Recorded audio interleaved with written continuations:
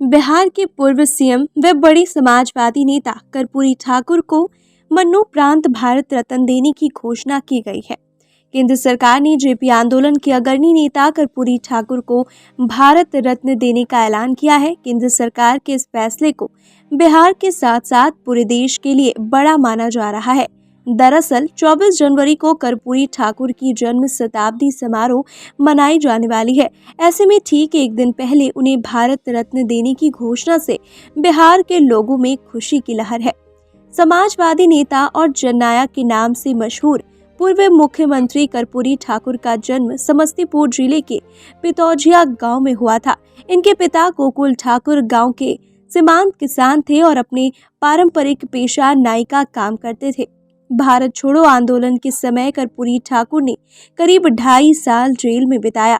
जननायक कर्पूरी ठाकुर 22 दिसंबर 1970 से 2 जून 1971 और 24 जून 1977 से 21 अप्रैल 1979 के दौरान 2 बार बिहार के मुख्यमंत्री रहे। बता दें कि बिहार के तमाम बड़े नेता जैसे नीतीश कुमार, लालू प्रसाद यादव, रामविलास पासवान, सुशील कुमार मोदी कर्पूरी ठाकुर के आदर्शों की बात करके ही राजनीति में आगे बढ़े हैं। बिहार के नाई परिवार में जन्मे ठाकुर अखिल भारतीय छात्र संघ में रहे। लोकनायक जयप्रकाश नारायण व समाजवादी चिंतक डॉक्टर राम मनोहर लोहिया इनके राजनीतिक गुरु थे। बिहार में पिछड़ा वर्ग के लोगों को सरकारी नौकरी में आरक्षण की व्यवस्था कराने की पहल की थी। कर्पूरी ठाकुर का 17 फरवरी 1988 को असामयिक निधन हो गया था।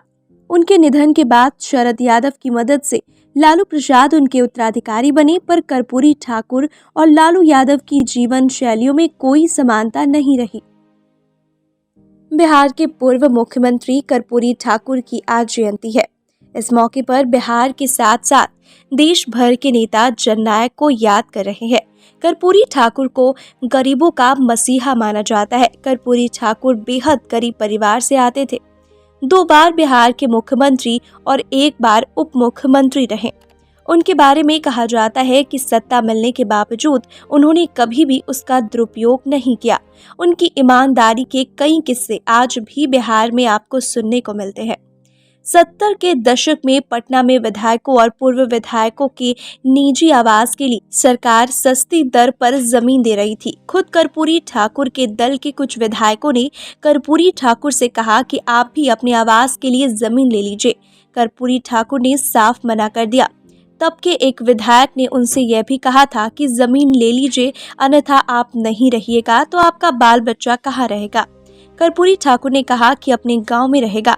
आरंभ से ही बाल बच्चों की आर्थिक बेहतरी की चिंता करने वाले तब से उस नेता को बाद के वर्षों में जायज आय से अत्यधिक धनोपार्जन के कारण कानूनी परेशानियां और बदनामी झेलनी पड़ी।